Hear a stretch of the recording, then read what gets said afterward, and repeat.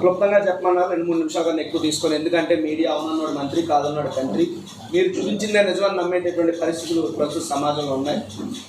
జగన్మోహన్ రెడ్డి గారు ఎంత అభివృద్ధి చేస్తున్నప్పటికీ ఈ రాష్ట్రంలో ప్రతిపక్షాల తీరు ఎలా ఉందంటే, కొంత సెక్షన్ ఆఫ్ మీడియాను అడ్డు పెట్టుకుని రోజు కూడా 3 మోసాలు 6 అబద్ధాలతో పబ్బం గడుపుకుంటున్నారు. మా ప్రభుత్వం మీద, మా పార్టీ మీద, మా అభ్యర్థుల మీద బుర్ర జల్లుతున్నారు. జగన్మోహన్ రెడ్డి గారు సింగిల్గా సింహంలా వస్తుంటే కూటమి పేరుతో వస్తున్నారు. అది కూటమి రాజకీయం కాదు, కొమ్మక్కు రాజకీయం.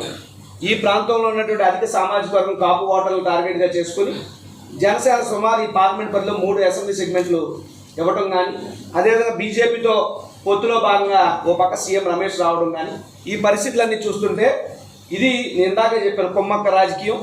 వీళ్ళందరూ కూడా చంద్రబాబు నాయుడు గుంపులోంచి వచ్చినటువంటి గుంట నక్కలు, నో డౌట్. ఎందుకంటే జనసేనకు ముందు ఇదే పవన్ కళ్యాణ్ గారు నేను ముఖ్యమంత్రి అభ్యర్థిని ఎక్కడ పోతే అక్కడ సభలకు వెళ్ళి సీఎం అని నడుచుకుంటూ కొండంత రాగాలు తీసినటువంటి అతను ఈరోజు కనీసం కూలి రాగం కూడా తీయలేకపోతున్నాడు.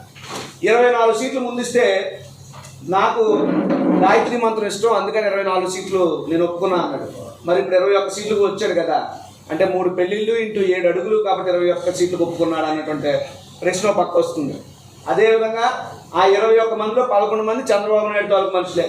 బీజేపీ పార్టీలో సీట్లు తెచ్చుకున్న వాళ్ళు చంద్రబాబు నాయుడు గారి తాలూకు మనుషులే.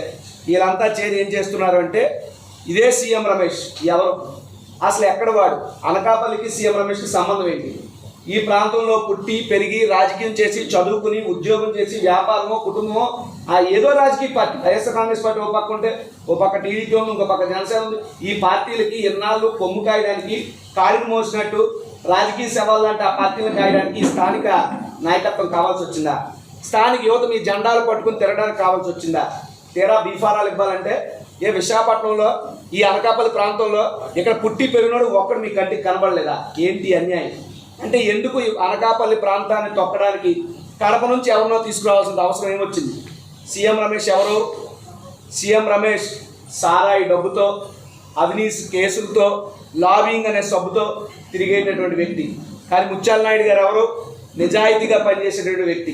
ఇందాక ముత్యాల నాయుడు గారు చెప్పారు, పోటీ చేసిన దగ్గర నుండి ఇప్పటి వరకు ఓటమి తెలియదు ముత్యాల నాయుడు గారికి, అసలు పోటీ చేయడమే తెలియదు సీఎం రమేష్. ఇది వాళ్ళిద్దరికి ఉన్నటువంటి తేడా. ఇటువంటి సీఎం రమేష్ని మేము మొయ్యాలా?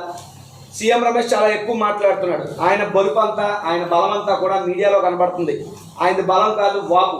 వాస్తవంగా బలం వైఎస్ఆర్ కాంగ్రెస్ పార్టీకి ఉంది, ముత్యాల నాయుడు గారికి ఉంది, లేదా గణేష్ గారికి ఉంది. ఇక్కడ ఒక విషయం గమనించాలి, ఈ నియోజకవర్గంలోనే కాదు ఈ పార్లమెంట్ సెగ్మెంట్ మొత్తంలో కూడా ఈ రాజకీయాలు ఏవైనప్పటికీ కూడా కాపు సామాజిక వర్గం నుంచి ముఖ్యమంత్రి పీఠాన్ని అధిరోహించాలనేటువంటి కళ ఎప్పటి నుంచో వంగవీటి మోహన్ రంగా గారి సమయం నుంచి ఉంది. నేను అదే జాతి పెట్టాను కాబట్టి చెప్తున్నాను.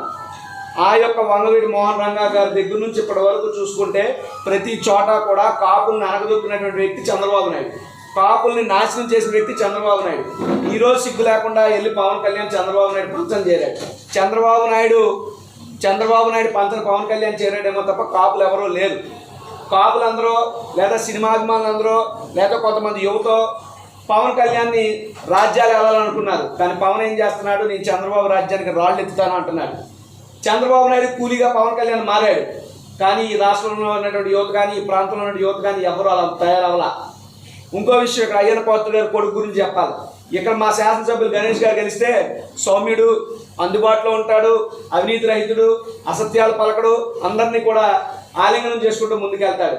కానీ అక్కడ అయ్యన్న పాత్రుడు గారు వాళ్ళ అబ్బాయి ఏ రకమైనటువంటి దౌర్జన్యాలు చేశారు, ఏ రకమైనటువంటి వ్యాపారాల దగ్గర నుండి డబ్బులు లాక్కున్నారు, ఏ రకమైనటువంటి దిక్కుమాల వ్యవహారాలు ఈ నియోజకవర్గంలో చేశారు.